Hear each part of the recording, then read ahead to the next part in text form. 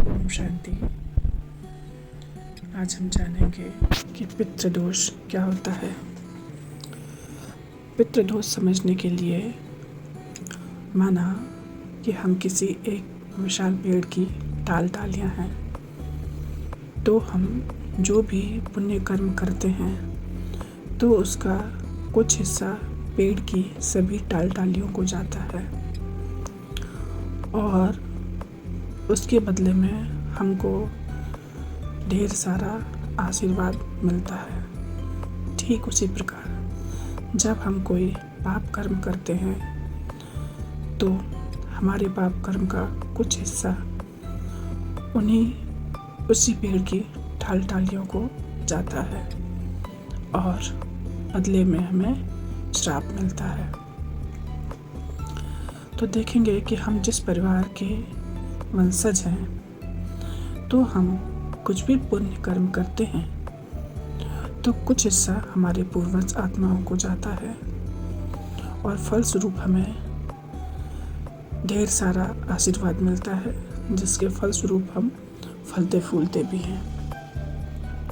और वहीं हम देखते हैं कि अगर हम कोई पाप कर्म करते हैं या कोई दुष्कर्म करते हैं तो उसका कुछ हिस्सा भी हमारे वंशज,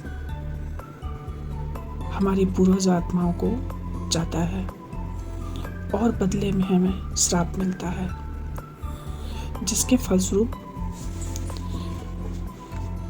जो व्यक्ति को श्राप मिलता है उसके फलस्वरूप जिन चीज़ों से वह वंचित रहता है वह इस प्रकार है।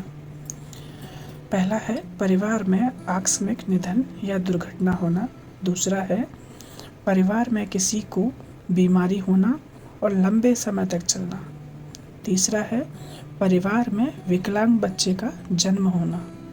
चौथा है बच्चों द्वारा असम्मान करना या प्रताड़ित करना। पांचवा है वंश में वृद्धि न होना। छठा है धन में वृद्धि न होना, धन हानि होना। सातवां है परिवार में सदैव झगड़ा रहना। कहते भी है ना कि तुम किसी को 1 रुपए की मदद करोगे, ईश्वर तुम्हें 100 गुना करके देंगे। कभी सोचा था कैसे लौटाता है? तो पाप और पुण्य ऐसे फलते फूलते हैं। परमात्मा भी कहते हैं कि माता पिता का ऋण से तो मैं भी तुम्हें मुक्ति नहीं दिला सकता, इसीलिए सुकर्म करने ही होंगे। आपने अक्सर देखा होगा जब हम किसी बड़ी दुर्घटना से बच जाते हैं तो कहते हैं हमारे पूर्वजों के पुण्य कर्म का फल है जो हम बच गए। तो आप भी अपने जीते जी ऐसे कर्म करें कि आपके जाने के बाद आपकी आगे आने वाली पीढ़ी आपको दुआएं दें।